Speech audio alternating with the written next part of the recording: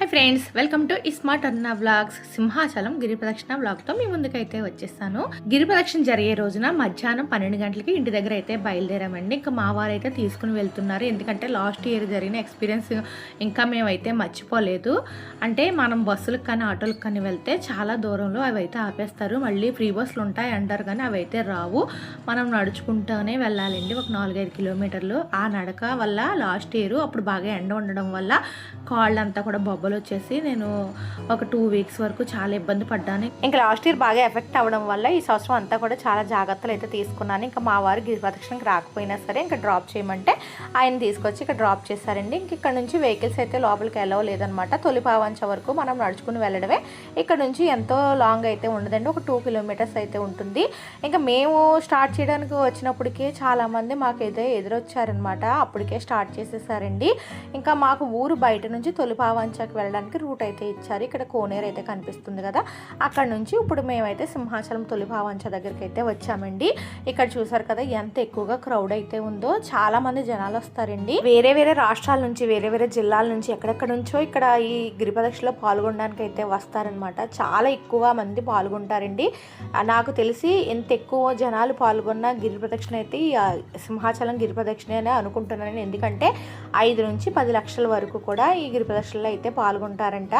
మా అదృష్టం ఏంటో లేదండి, ఈ సంవత్సరం అన్నీ మాకు సూచకాల కిందే ఉన్నాయి. ఎందుకంటే మేము బయలుదేరేటప్పుడు వర్షం పడింది. లాస్ట్ ఇయర్ అయితే అసలు వర్షమే పడక కాళ్ళు అయితే బొబ్బలు వచ్చేసాయి, సాక్స్లు కూడా వేసుకోకుండా నడవడం వల్ల.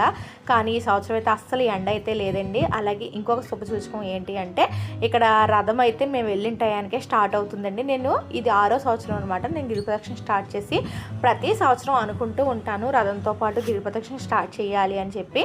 కానీ నేను వెళ్ళే టైంకి రథం నాకు దారిలోనే ఎదురొచ్చేసేదండి. కానీ ఈ సంవత్సరం ఏంటంటే కరెక్ట్గా రథంతో పాటు నేను కూడా గిరి ప్రదక్షిణ అయితే స్టార్ట్ చేశాను. అక్కడ మైక్లో అదే అనౌన్స్ చేస్తున్నారు. రథం కదిలే టైంలో ఎవరైతే ఆ రథాన్ని చూస్తారో వాళ్ళు చాలా అదృష్టవంతులు అని చెప్పి అక్కడ అనౌన్స్ చేస్తున్నారండి. అలాగే ఈ రథం వెళ్ళే టైంలో అప్పటి వరకు అసలు ఎండే లేనిది సూర్యుడు కూడా చూడడానికి వచ్చినట్టుగా సూర్యుడు కూడా కనిపిస్తున్నాడండి.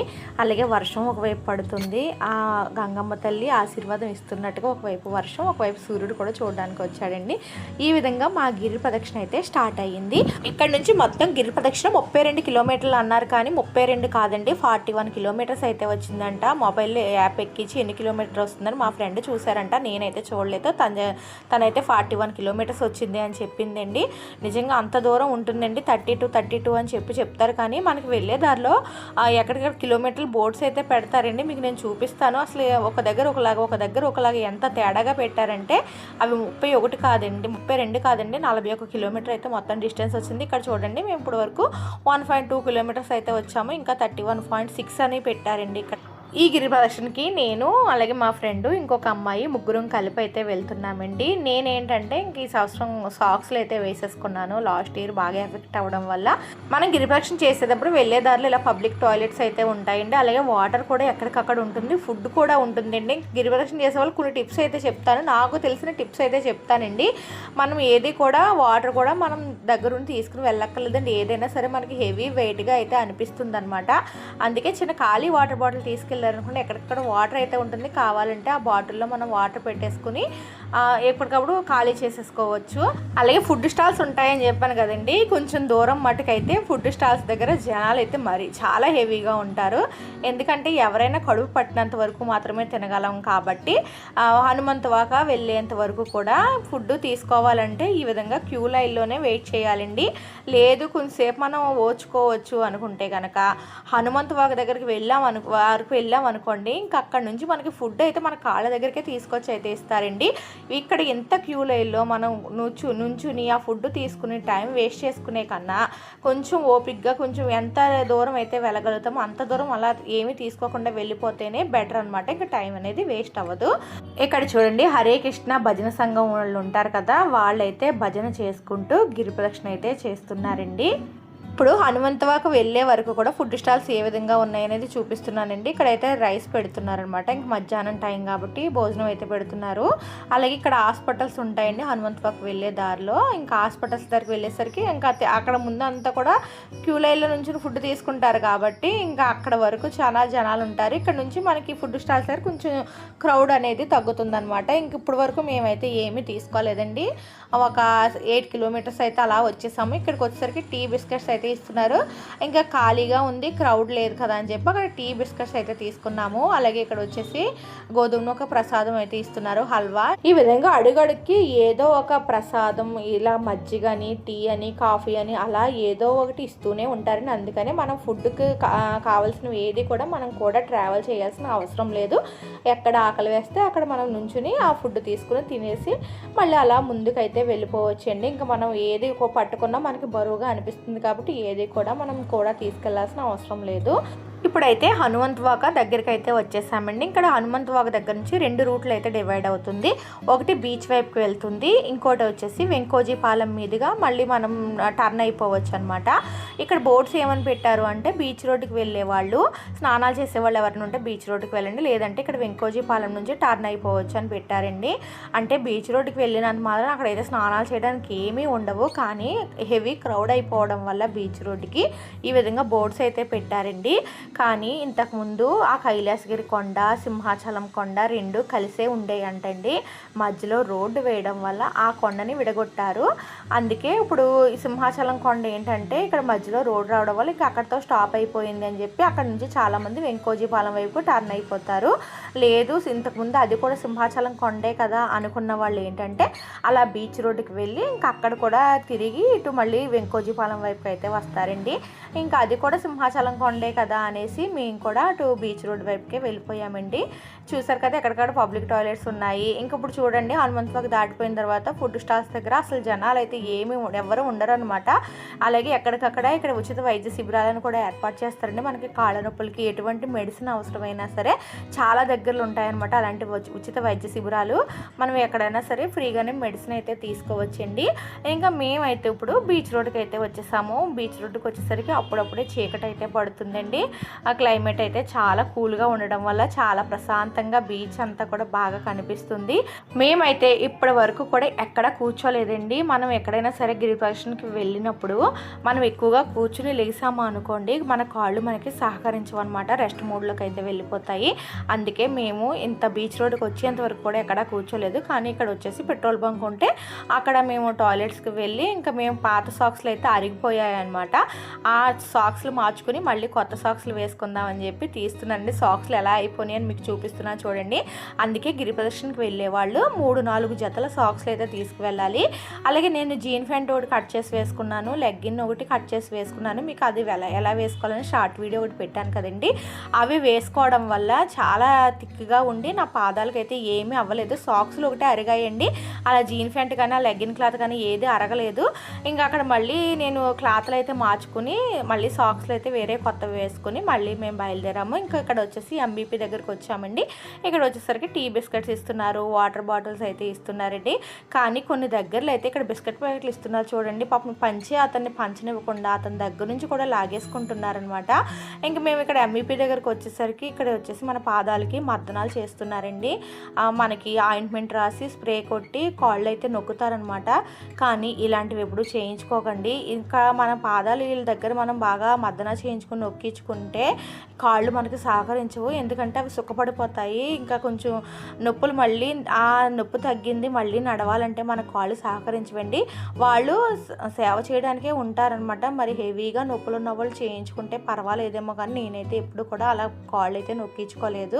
అలాగే ఇక్కడ ఎంవీపీ దగ్గరికి వచ్చేసరికి ఇక్కడ బాదం పాలు పకోడీ అయితే ఇస్తున్నారు. దానికోసం ఎంత క్యూ లైన్ ఉందో చూడండి. పులిహార్లు, బిర్యానీలు ఇలాంటివి ఇచ్చిన దగ్గర అయితే జనాలు ఉండరు, కానీ కొంచెం స్పెషల్గా ఏమైనా ఇస్తున్నారు అనుకోండి, అక్కడ మాత్రం జనాల క్రౌడ్ చాలా ఎక్కువ ఉంటుంది. ఇక్కడైతే పకోడీలు ఇస్తున్నారు కానీ అప్పుడే స్టార్ట్ చేసినట్టున్నారు, అందుకే మా దాకా కూడా పకోడీలు అయితే వచ్చాయి. అలాగే ఇక్కడ జెండు అంటే మెంతో ప్లస్లు అయితే ఇస్తున్నారు, కాళ్ళకి రాసుకుంటే కొంచెం నొప్పులు తగ్గుతాయి అన్నట్టుగాను. అలాగే ఇక్కడ వచ్చేసి బోండా ఇడ్లీ ఏదో పెడుతున్నారండి, చాలా క్రౌడ్ అయితే ఉంది. నేను మామూలుగా వీడియో అయితే వెళ్తూ తీస్తున్నాను అనమాట. చాలా జనాలు అయితే ఉన్నారు. అలాంటి స్పెషల్గా టిఫిన్లు పెట్టే దగ్గర అయితే ఎక్కువ ఉంటారండి. కానీ మనం వెళ్ళేటప్పుడు ఏదైతే ఏముందండి మన కడుపు నిండడానికి మన కాళ్ళ దగ్గరికి ఏదైతే వస్తుందో అది తీసుకోవడం బెటర్ అని నా అభిప్రాయం. ఎందుకంటే క్యూ లైన్లో నుంచి టైం వేస్ట్ చేసుకునే కన్నా అలా నడుచుకుంటూ ముందుకు వెళ్ళిపోతే మనం వెళ్ళే కిలోమీటర్లు తగ్గిపోతాయి కదా. అలాగే ఇక్కడ చూడండి, ఒక అతను చెట్టు కొమ్మ పట్టుకున్నారు. గ్రూప్గా వస్తే ఎవరో తప్పుకోకుండా ఉండడానికి ఆ చెట్టు కొమ్మ అయితే అలా పట్టుకుని చాలా మంది తిరిగారు. ఇంకా మేము ఇప్పుడైతే వెంకోజీపాలెం దగ్గరికి వచ్చామండి. ఇక్కడికి వచ్చేసరికి హెవీ ట్రాఫిక్ అయితే అయిపోయింది, ఎందుకంటే జనాలు అందరూ కూడా రోడ్డు మీదకి రావడం వల్ల జాబ్ చేసుకుని ఇంటికి వెళ్ళే వాళ్ళందరూ కూడా ట్రాఫిక్లో ఇరుక్కుపోయారండి. అలా 6 గంటల వరకు కూడా, అంటే 6 గంటలు పట్టిందంట ట్రాఫిక్ క్లియర్ అవడానికి. ఎందుకంటే మా వారు కూడా ట్రాఫిక్లో ఇరుక్కుపోయారండి. మా వారు డ్యూటీ అయ్యి ఇంటికి వెళ్ళేసరికి 1 అయితే అయిందంట, 1 గంటకి వెళ్ళారండి. అంతసేపు ట్రాఫిక్లో ఇరుక్కుపోయారు. అలాగే అక్కడ దారిలో చూసారు కదా, ఫుడ్ అంతా కూడా వేస్ట్ చేసేసి ఎక్కడ పడితే అక్కడ అలా పడేశారండి. వాళ్ళకి నచ్చకపోతే తీసుకోకుండా అన్నా ఉండాలి, తీసుకుంటే తినేయాలి. అలా పడేస్తే ఎవరికి కాకుండా పోతుంది కదా. నాకైతే అలా ఫుడ్ వేస్ట్ చేయడం అయితే అస్సలు నచ్చదనమాట. ఇక్కడ వచ్చేసి ఇంకా 15.50 కిలోమీటర్స్ అంటే 15.5 కిలోమీటర్లు ఉందని కూడా చూపిస్తుంది కదండి. అలాగే ఎక్కడికక్కడ రిప్లికా టెంపుల్స్ అంటే నమూనా దేవాలయాలు ఏర్పాటు చేశారు కదా. అంటే మనం తొలి పావంచ దగ్గరే కాకుండా ఎక్కడ కావాలంటే అక్కడ ఇలా నమూనా దేవాలయాల దగ్గర కూడా కొబ్బరికాయలు కొట్టి అక్కడ స్టార్ట్ చేసి మళ్ళీ అక్కడ ఎండ చేయొచ్చు అనేసి ఎక్కడికక్కడ అలా నమూనా ఆలయాలు అయితే పెట్టారనమాట. అలా మేము గిరిప్రదక్షిణ చేసుకుంటూ వచ్చేసరికి ఇక్కడ మా గోదావరి రెడ్డి కల్చరల్ అసోసియేషన్ వాళ్ళు ఫుడ్ డొనేట్ చేస్తారండి. ప్రతి సంవత్సరం కూడా వీళ్ళు ఇలా డిస్ట్రిబ్యూట్ అయితే చేస్తూనే ఉంటారు. నేను ప్రతి సంవత్సరం వెళ్ళినప్పుడు ప్రతి సంవత్సరం వీడియోస్ అయితే పెడుతూ ఉంటానండి. ఇంక ఎన్ని వేల cool drinks, water bottles, ice క్రీమ్లు, ఇలా జిలేబీలని, దద్దోజనం, సాంబార్ రైస్, పులిహోర, బిర్యానీ, ఇంకా చాలా రకాలండి. కూల్ డ్రింక్స్ అని, పిల్లలకి కుల్ఫీలని, ఇంకా ఎన్ని రకాలంటే ఇంకా మనం చెప్పలేమన్నమాట. Biscuits, tea, butter milk packets, ఇవన్నీ కూడా ఎప్పటికప్పుడు ఇలాగా అంటే గిరిప్రదక్షిణ రోజు సాయంత్రం 5 గంటలకు స్టార్ట్ అవుతే నెక్స్ట్ డే మార్నింగ్ వరకు కూడా అంటే నిర్విరామంగా ఇలా ప్రసాదాలు అయితే పంచుతూనే ఉంటారండి మా గోదావరి రెడ్డి కల్చరల్ అసోసియేషన్ సభ్యులందరూ కూడా. ఇక్కడ మా వారు వచ్చేసి జనాలను అయితే కంట్రోల్ చేస్తున్నారు. ఇంకా ఆయన డ్యూటీ అయిపోయిన తర్వాత కొంచెంసేపు ఇక్కడికి వచ్చి సేవ అయితే చేసుకున్నారండి. ఇక్కడ నుంచి మళ్ళీ బయలుదేరి మా ఇంటికి వెళ్ళేసరికి నేను అర్ధరాత్రి 1 గంట అయిందంట. పాపం 5-6 గంటలు అక్కడ ట్రాఫిక్లో అయితే ఇరుక్కుపోయారంట. కొంచెంసేపు ఇక్కడ గురించి సేవ చేసినా సరిపోతుంది అనుకున్నారు. ఇంకా నెక్స్ట్ డే డ్యూటీ ఉందని చెప్పి వెళ్దామంటే ట్రాఫిక్లో అయితే ఇరుక్కుపోయారు. ఇక్కడ చూడండి, కాళ్ళు సరిగ్గా ఉన్న వాళ్ళమే గిరిప్రదక్షిణ చేయాలంటే అలసిపోతున్నాము, అలాంటి దానికి కాళ్ళు సరిగ్గా లేకపోయినా ఎంతో బతితో గిరిప్రదక్షిణ అయితే చేస్తున్నారండి. మేము ఇప్పుడు ఇన్నోర్ బిట్ మాల్కి వచ్చాము, షాపింగ్ చేయడానికి రాలే, గిరిప్రదక్షిణ చేసుకుంటూ ఇన్నోర్ బిట్ మాల్ అయితే వచ్చాము. కైలాసపురం దగ్గర కొత్తగా ఇన్నోర్ బిట్ మాల్ అయితే ఓపెన్ చేశారు కదండి. ఇంకా కొండ పక్కన నడుచుకుంటూ వెళ్తే ఇన్నోర్ బిట్ మాల్ అయితే వచ్చింది. అలాగే ఇక్కడ చూడండి, ఇంకా డిస్టెన్స్ 15 కిలోమీటర్లు అని చూపించింది. ఇందాక ఎక్కడో అంటే మేము 4 కిలోమీటర్లు నడుచుకుంటూ వచ్చేంత వరకు కూడా అక్కడ 15.5 కిలోమీటర్లు చూపించారు. ఇక్కడ మళ్ళీ 15 కిలోమీటర్లు. అలాగే ఇక్కడ వచ్చేసి 11.5 కిలోమీటర్లు అంటున్నారు. అక్కడికక్కడేనండి, అంత చాలా తేడాగా అయితే డిస్టెన్స్ అనేది పెట్టారు. ఇక్కడ 12 కిలోమీటర్లు పెట్టారు. చూడండి ఎంత కొంచెం దూరం నడుచుకుంటూ వెళ్తే ఒక దగ్గర ఎక్కువ పెట్టేశారు, ఒక దగ్గర తక్కువ అయితే పెట్టేశారు. ఇంకా మేమైతే ఇప్పుడు ఎన్ఏడి జంక్షన్ దగ్గరికి అయితే వచ్చేసామండి. ఎన్ఏడి జంక్షన్ దగ్గర హైవే మీద నుంచి వచ్చిన వాళ్ళు, అలాగే పక్కన కొండ పక్కన నడుచుకుని వచ్చిన వాళ్ళు అందరూ ఇక్కడే కలుస్తామన్నమాట. ఇంకా ఎన్ఏడి జంక్షన్ దగ్గరికి వచ్చేసరికి అర్ధరాత్రి 12 అయితే అయ్యింది. ఇంక మళ్ళీ ఇక్కడ టీ కాఫీలు అయితే ఇస్తున్నారు.